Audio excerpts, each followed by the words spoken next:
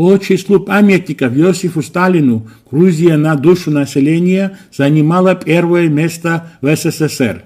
Сегодня же на родине отца народов не осталось ни одного памятника генералиссимусу. Памятника, который находится на бюджетном содержании, если не считать, конечно, каменную статую во дворе дома музея Сталина в городе Гори и целых 6 памятников на территории Южной Осетии. Осетины гордятся Сталиным, считая его осетином. Так в Северной Осетии стоят сегодня аж 23 памятника Иосифу Сталину. Мать Сталина Кеке Геладзе была стопроцентной грузинкой. Отец Виссарион Джугашвили мог быть грузинским осетином. Согласно последней переписи населения в Грузии, проживает 540 человек, носящие фамилии Джугашвили, Дзукашвили, Дзукаев.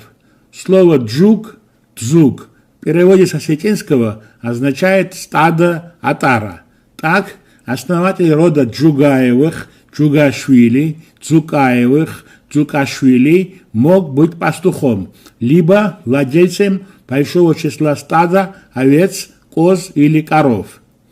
Иосиф Сталин публично скрывал свою осетинскую национальность, чтобы не был увлечен в поблажках отдельно взятому народу.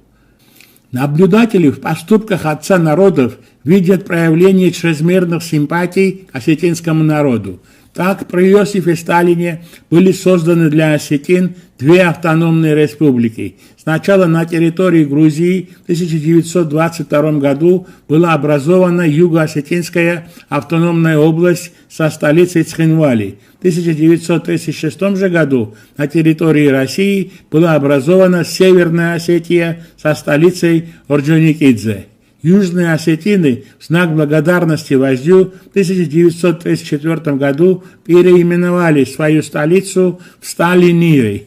И так назывался город до 1961 года хрущевского разоблачения диктатора.